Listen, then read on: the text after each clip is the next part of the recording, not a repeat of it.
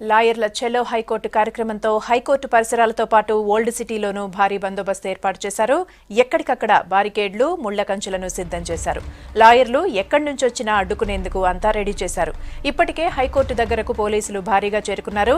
CJ ఆదేశాలతో high court చుట్టూ tight సెక్యూరిటీని ఏర్పాటు చేశారు. ఇక ఐడీ కార్డులు ఉన్నవారినే హైకోర్టులోకి అనుమతి ఇస్తున్నారు పోలీసులు. మరోవైపు జిల్లాల్లో ముందస్తు అరెస్టులు కూడా చేస్తున్నారు.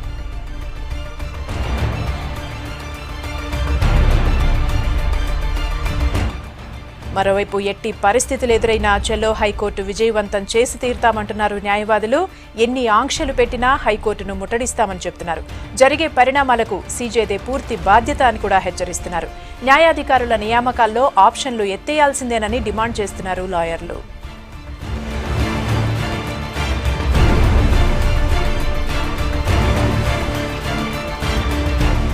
లాయర్ల చెలో హైకోర్టుకు సంబంధించి మరిన్ని డీటెయిల్స్ సంపత్ అడిగి తెలుసుకుందాం. సంపత్, హైకోర్టు దగ్గర ప్రెజెంట్ సిచ్యువేషన్ ఎలా ఉంది? లాయర్స్ డిమాండ్స్ ఎలా ఉన్నాయి? సునంద, గత వారం రోజులుగా చెలో హైకోర్టు కోసం మొత్తం కూడా కార్యాచరణ నిర్వహించారు తెలంగాణ అడ్వకేట్ చేసి. ఇందులో భాగంగానే ముందుగా నిరసనలు, ధర్నాలు, అలాగే ప్లకార్డులతో కొన్ని ధర్నాలు చేశారు. దాంతో పాటుగా సీజేతో కూడా రెండు మూడు దఫాలుగా భేటీ కూడా కావడం జరిగింది. అందులో ప్రధానంగా స్థానికత ఆధారంగా అంటే తెలంగాణలో ఉన్న 10 జిల్లాల్లో ఉన్న న్యాయవాదులు కానీ, లేదంటే పోస్టులు కావచ్చు, లేదంటే న్యాయమూర్తుల కేటాయింపులు కావచ్చు, దాంట్లో ప్రత్యేకించి తెలంగాణ ప్రాంతానికి తెలంగాణ వాళ్ళనే అలో చేయాలి, ప్రాంతాల వారీగా దీన్ని మొత్తం కూడా రిక్రూట్మెంట్ చేయాలనేటువంటి ఒక ప్రధానమైనటువంటి డిమాండ్ ఉంది. గతంలోనే తెలంగాణకు సంబంధించినటువంటి ప్రత్యేక హైకోర్టు ఏర్పాటు చేయాలనేటువంటి డిమాండ్ పార్లమెంటు వేదిక కావచ్చు, అడ్వకేట్ జేఏసీ కావచ్చు, ఆందోళనలతో మొత్తం కూడా హోరెత్తించింది. అయినప్పటికీ ఇప్పటివరకు తమకు కావాల్సినటువంటి ప్రత్యేకమైనటువంటి హైకోర్టు డిమాండ్ ఇప్పటివరకు నెరవేరలేదు. దాంతో పాటుగా ఇక్కడ రిక్రూట్మెంట్ ప్రక్రియలో కూడా ఉమ్మడి ఆంధ్రప్రదేశ్ హైకోర్టుగానే దీన్ని మొత్తం కూడా రిక్రూట్మెంట్స్ ప్రక్రియ కొనసాగిస్తున్నారు. కాబట్టి ఇది సంపత్ ఒక్కసారి లైన్ లోనే ఉండండి. మీరు ప్రస్తుతం లాయర్లు మాట్లాడుతున్నారు, వాళ్ళు ఏమంటున్నారు ఇప్పుడు చూద్దాం. హైకోర్టులో తన విధులను బహిష్కరిస్తున్నారు. ఎటువంటి అవాంఛనీయ సంఘటనలు జరగకుండా కూడా మేము కూడా తగు జాగ్రత్తలు తీసుకుంటున్నాం. ఈరోజు కోర్టు బహిష్కరణ కార్యక్రమం ఏతుందో పూర్తి శాంతియుతంగా అందరి సామరస్యంతో ఒక సద్భావ వాతావరణంలో జరుగుతున్నది. ఆంధ్రప్రదేశ్ చెందిన న్యాయవాదులందరూ కూడా మాతో పూర్తి సహకారాన్ని అందిస్తున్నారు. వారికి మా ధన్యవాదాలు. తప్పకుండా ఈ యొక్క హైకోర్టు డివిజన్ విషయం ఏదైతుందో ఆంధ్రప్రదేశ్ న్యాయవాదులకు సంబంధించిన విషయం కూడా వారు కూడా వాళ్ళ ప్రజలు కూడా ముక్త కంఠంతో మా హైకోర్టు మాకు కావాలి. అదిగాక ఇప్పుడు ఒక ప్రెసిడెన్షియల్ ఆర్డర్ వచ్చింది. 2 జూన్ 2017 వరకు ఈ హైకోర్టు కూడా విజయవాడ తరివేలు లేకుంటే మా పిల్లలకు కానీ మాకు కానీ లోకల్ స్టేటస్ రాదు. మాకు కూడా చాలా కష్టమవుతుంది. ఎంత త్వరగా వీలైతే అంత తొందరగా ఈ యొక్క న్యాయస్థానాన్ని విభజించి ప్రధానమైన ప్రొటెస్ట్ 2 విషయాలు. ఒకటేమో 2 రాష్ట్రాలకు 2 న్యాయస్థానాలు ఏర్పరచాలి, హైకోర్టు ఏర్పరచాలని ఒకటి. రెండోది ప్రొవిజనల్ అలొకేషన్లో 130 మంది ఆంధ్రప్రదేశ్ చెందిన న్యాయమూర్తులను ఎవరైతే తెలంగాణకు అలాట్ చేసిందో ఆ లిస్టును వెంటనే రికాల్ చేయాలని, ఎవరైతే న్యాయమూర్తులు సర్వీస్కి ఎంటర్ అవుతున్నప్పుడు తన నేటివ్ డిస్ట్రిక్ట్ డిక్లేర్ చేసినారో ఆ నేటివ్ డిస్ట్రిక్ట్ ఇప్పుడు ఆంధ్రప్రదేశ్లో ఉంటే ఆంధ్రప్రదేశ్ కేటాయించాలని, అది తెలంగాణలో ఉంటే తెలంగాణ కేటాయించాలని మా యొక్క ముఖ్యమైన డిమాండ్. కానీ ఒక నేటివ్ డిస్ట్రిక్ట్ డిక్లేర్ చేసిన దానికి విరుద్ధంగా 130 మంది ఆంధ్ర న్యాయమూర్తులు అయితే తెలంగాణ కేటాయించారో ఇది తెలంగాణ న్యాయమూర్తులకు, తెలంగాణ న్యాయవాదులకు, తెలంగాణ ప్రజలకు తీవ్ర అన్యాయం చేస్తుంది. ఎందుకంటే రేపు రాబోయే రోజుల్లో లోవర్ జ్యుడిషియల్ నుంచి హైకోర్టు కూడా ఆంధ్ర న్యాయమూర్తులే తెలంగాణ హైకోర్టుకు అపాయింట్మెంట్ అయ్యే ఛాన్స్ ఉంటుంది. అలాగే మా యొక్క తెలంగాణ న్యాయమూర్తి యొక్క పదోన్నతిని దెబ్బతీసే విధంగా ఉంది. అది కాకుండా 131 పోస్టులు ఏదైతే తెలంగాణ న్యాయవాదులకు రావాల్సిందో అవి కూడా తెలంగాణ న్యాయవాదులకు పోతుంది. రేపు తెలంగాణ హైకోర్టు ఏర్పడినా కూడా తెలంగాణ జిల్లాల్లో పెద్ద ఎత్తున ఆంధ్ర న్యాయమూర్తులే ప్రిన్సిపల్ డిసిజన్ ఉండబోతున్నారు. కాబట్టి అపాయింట్మెంట్స్లో కావచ్చు, కేసుల అలాట్మెంట్లో కావచ్చు, కేసులు డిసైడ్ చేయడంలో తెలంగాణ ప్రజలకు, తెలంగాణ న్యాయవాదులకు, తెలంగాణ రాష్ట్రానికి కూడా ఇది ఒక అన్యాయం చేసి వస్తుంది. కాబట్టి దీన్ని తప్పకుండా ఎదుర్కొంటాం. మనకందరికీ తెలుసు తెలంగాణ ఉద్యమం జరిగిందే మన నిధులు, మన ఉద్యోగాలు, మన రిసోర్సెస్ మనకు కావాలని.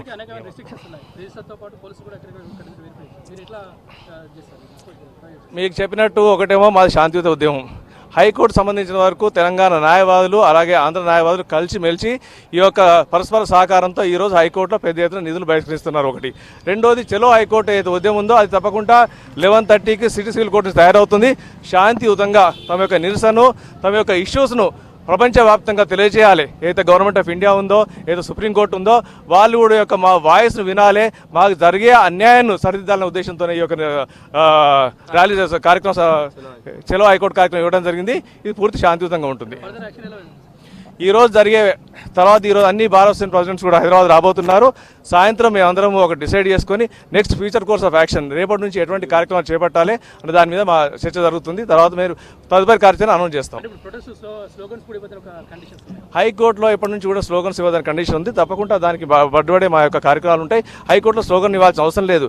హైకోర్టులో న్యాయవాదులందరూ మాకు సహకరించి కోర్టుల విధులు బహిష్కరిస్తుంటే మా యొక్క ఉద్యమం ఏదైతుందో పూర్తి సంపూర్ణమైన సక్సెస్ జారిపడింది. దానికి తప్పకుండా ఆంధ్ర న్యాయవాదులకు తర్వాత న్యాయమూర్తులకు కూడా ధన్యవాదాలు తెలుపుతున్నాం. తప్పకుండా మా యొక్క శాంతియుత ఉద్యమం ముందు రోజుల్లో తీసుకెళ్లి 2 రాష్ట్రాలకు 2 హైకోర్టులు, ఆంధ్ర ప్రాంత న్యాయమూర్తులు ఆంధ్రాకు, తెలంగాణ న్యాయమూర్తులు మాత్రమే తెలంగాణకు వచ్చే విధంగా మా ఉద్యమం ఉంటుంది. Thank you.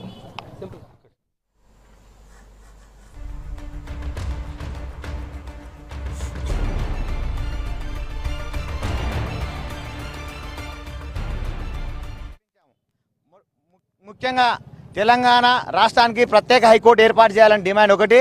తర్వాత ముఖ్యంగా ఒక పెద్ద కుట్రకు తెరలేపినరు. ఆంధ్ర న్యాయమూర్తులను తెలంగాణ ప్రాంతంలో భర్తీ చేసి ఇక్కడ మా యొక్క ఉద్యోగ అవకాశాలు కొలగొట్టాలని చూస్తున్నారు. ఆంధ్ర న్యాయమూర్తులు తెలంగాణ ప్రాంతంలో ఇప్పుడు భర్తీ చేస్తే 30 సంవత్సరాల వరకు మళ్ళీ తెలంగాణ న్యాయవాదులకు ఎలాంటి అవకాశాలు ఉండవు. మళ్ళీ ఇక్కడ భర్తీ అయిన వాళ్ళు హైకోర్టు సుప్రీంకోర్టు పోతారు. మళ్ళీ తెలంగాణ రాష్ట్రం సాధించుకున్నాం, నీళ్లు నిధులు ఉద్యోగాలు. మళ్ళీ హైకోర్టు ఏర్పడిన తర్వాత మాకు ఉద్యోగ అవకాశాలు లేకుండా పోతే న్యాయవాదులకు ఏమైనా లాభం ఉంటుంది. కాబట్టి కేంద్ర ప్రభుత్వాన్ని స్పష్టంగా ఒకటి డిమాండ్ చేస్తున్నాం. మా ఉద్యోగాలు మాకు కావాలి, మా హైకోర్టు మాకు కావాలి, మా తెలంగాణ ప్రాంతంలో మా తెలంగాణ జడ్జీలే ఇక్కడ ఉండాలని మేము డిమాండ్ చేస్తూ గత 6 రోజులు ఇస్తున్నాము. చలో హైకోర్టు విజయవంతం అవుతుంది. శాంతియుతంగా ప్రజాస్వామ్య పద్ధతిలోనే మేము ఇక్కడ జరపదలుచుకున్నాము. ఇంకా ప్రభుత్వం దిగిరాకపోతే కేంద్ర ప్రభుత్వం ఢిల్లీ స్థాయిలో కూడా ధర్నా చేస్తాం. మేము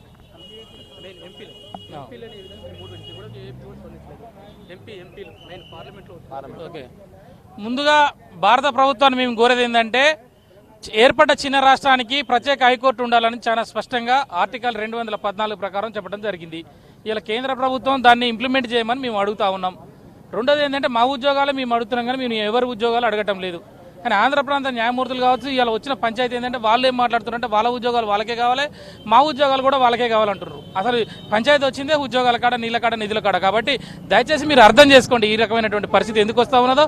కేంద్రంలో ఉన్నటువంటి మరి భారతీయ జనతా పార్టీ, వెంకయ్యనాయుడు కావచ్చు, నరేంద్ర మోడీ కావచ్చు, మిగతా నాయకులు వాళ్ళు NDA governments good governance, transparency, accountability అని మీరు అనేక సందర్భాల్లో చెప్తా ఉన్నారు. ఇలా భారత రాజ్యాంగంలో 214 ఆర్టికల్ని ఇంప్లిమెంట్ చేయకపోవడం, మరి చేస్తే దీనికి గౌరవం ఉంటుంది కానీ చేయకపోవడం అకౌంటబిలిటీ, పారదర్శి. కాబట్టి ఇక్కడ మా ముఖ్యమంత్రి గారు చాలా స్పష్టంగా చీఫ్ జస్టిస్ ఆఫ్ ఇండియాని కలిసినాడు, భారత ప్రధానమంత్రి కలిసినాడు, రాష్ట్రపతిని కలిసినాడు. అయ్యా మా హైకోర్టును మాకు ఏర్పాటు చేయండి. 2 కోర్టులు 2 రాష్ట్రాలు ఏర్పడ్డాయి. 2 సీజేని మా ముఖ్యమంత్రి గారు అనేక సందర్భాల్లో కలిసి, ఒకసారి 3 సందర్భాల్లో కలిసి ఇప్పటివరకు సీజే ఆఫ్ ఇండియా మన ఆంధ్రప్రదేశ్ ముఖ్యమంత్రి గారికి లెటర్ ఇవ్వడం జరిగింది. లా మినిస్టర్ని కలిసినాం. సీజేని మా అడ్వకేట్ చేసి several times we made a representation to the Chief Justice of India as well as Prime Minister of India, but they have not responded till today after lapse of more than 700 days. But they have not considered plea of the Telangana people and Telangana advocate JSC demand. But last time also we have boycotted the 41 days courts. Several times we have demanded, but they are not responding. It is 100% violation of the Constitution of India. Is will and wish of against the will and wish of the Telangana people. Today we are demanding the central government should form a separate high court to the Telangana state as well as the Andhra Pradesh state. That is our demand.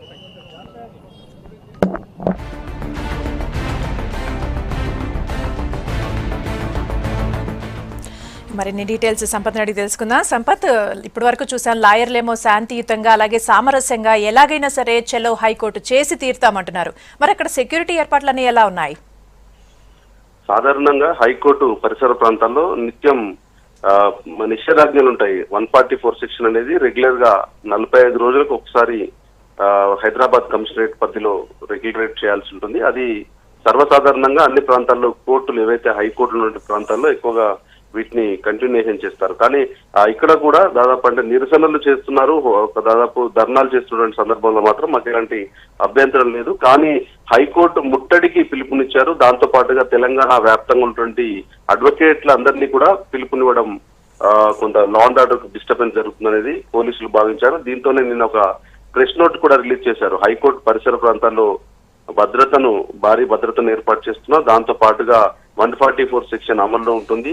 Court పరిసర ప్రాంతాల్లో కానీ కోర్టులోకి కానీ కేవలం ఎవరైతే కేసుల విషయంలో కేసుల వివాదాలు కావచ్చు, కేసుల వ్యవహారంలో వాదించేటటువంటి అడ్వకేట్లు మినహాయిస్తే ఎవరు కూడా ప్రొటెస్ట్ కోసం వచ్చినటువంటి అడ్వకేట్లు ఎవరికి కూడా అనుమతించేది లేదనేది వాళ్ళు స్పష్టం చేయడం జరిగింది. ఈ నేపథ్యంలోనే హైకోర్టు పరిసర ప్రాంతాల్లో ఇటు మదీనా సర్కిల్ కావచ్చు, అటువైపు ఉన్నటువంటి బ్రిడ్జ్ వైపున మొత్తం కూడా హైకోర్టు పరిసర ప్రాంతాలన్నీ కూడా ముళ్ళ కంచెలతో బ్యారికేడ్లతో భారీ బందోబస్తు ఏర్పాటు చేశారు. దీంట్లో లా అండ్ ఆర్డర్ పోలీసులు, టాస్క్ ఫోర్స్ పోలీసులు, ఏపీఎస్పీ బెటాలియన్స్ మొత్తం కూడా భారీ ఎత్తున సుమారు 800 మంది ఫోర్స్ ని దీంట్లో యూటిలైజ్ చేశారు.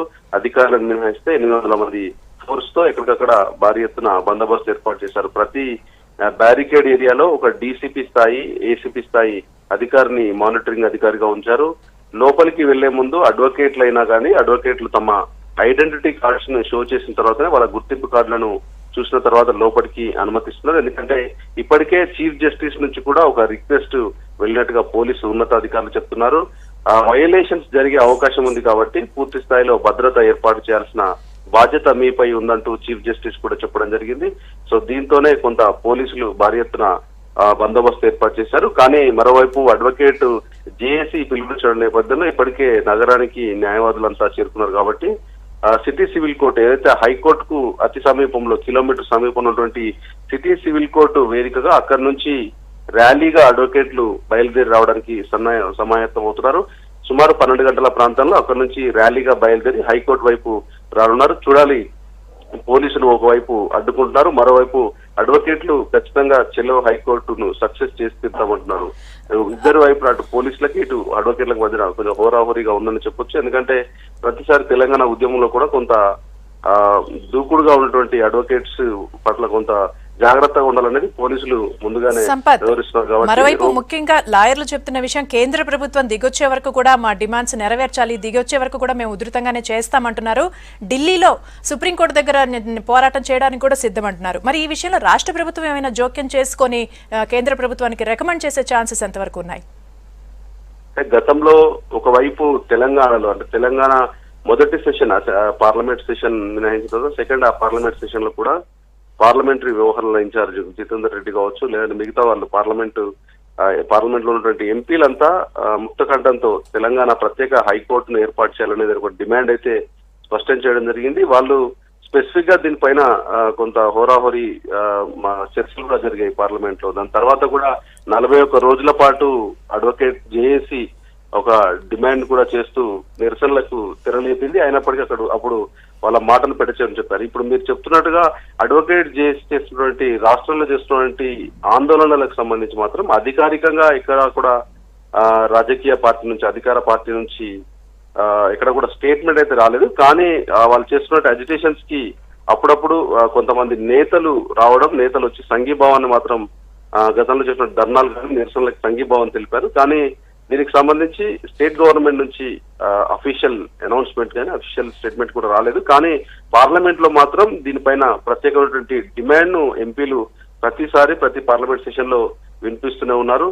ఇప్పుడు దాదాపు అంటే హైకోర్టు విభజన చేసి తెలంగాణ ప్రాంతానికి ప్రత్యేక హైకోర్టు ఏర్పాటు చేయాలనే ఒక డిమాండ్ ఇప్పటి వరకు ఉంది. కానీ ఇప్పుడు ప్రధానంగా ఈ సెషన్ లో ఎక్కువగా అడ్వకేట్లు ఆందోళన చేయడానికి ప్రత్యేకమైనటువంటి విషయం ఏంటంటే ప్రత్యేక హైకోర్టును ఏర్పాటు చేయడంలో ఎలాగూ ఆలస్యంగా వ్యవహరిస్తోంది కేంద్ర ప్రభుత్వం. కనీసం ఈ కేటాయింపుల్లో ఏవైతే ఉద్యోగాల కేటాయింపుల్లో చేసేటప్పుడు వాళ్ళ నేటివిటీ ఆధారంగా వాళ్ళ ఒకవేళ ఆంధ్ర ప్రాంతానికి అయితే ఆంధ్ర ప్రాంతానికి వాళ్ళని కేటాయించాలి, తెలంగాణ వాళ్ళను తెలంగాణ కేటాయించాలి. అలాగే ప్రస్తుతం ఉన్నటువంటి ఎవరైతే ఎగ్జిస్టింగ్ 133 మంది న్యాయమూర్తులు ఉన్నారో న్యాయమూర్తులు కూడా వాళ్ళ నేటివిటీ వాళ్ళు ఎప్పుడైతే ఉద్యోగాల్లోకి చేరే ముందు న్యాయమూర్తులుగా పదవి స్వీకరణ చేసే ముందు వాళ్ళు ఎప్పుడైతే ఎగ్జామ్స్ రాసినప్పుడు కావచ్చు వాళ్ళ దాంట్లో నేటివిటీ కాలం ఉంటుంది. నేటివిటీ ఒకవేళ ఆంధ్ర ప్రాంతానికి పెడితే ఆంధ్ర ప్రాంతానికి వాళ్ళని కేటాయించాలి, తెలంగాణ వాళ్ళైతే తెలంగాణ ప్రాంతానికి కేటాయించాలనేది వాళ్ళ ప్రత్యేక డిమాండ్. దాంతో పాటుగా ఇప్పుడు కొంతమంది okay, thank you very much Sampath. మొత్తానికి లాయర్లు చేస్తున్న పోరాటానికి కేంద్ర ప్రభుత్వం నుంచి ఎలాంటి డెసిషన్ వస్తుందో వేచి చూడాలి.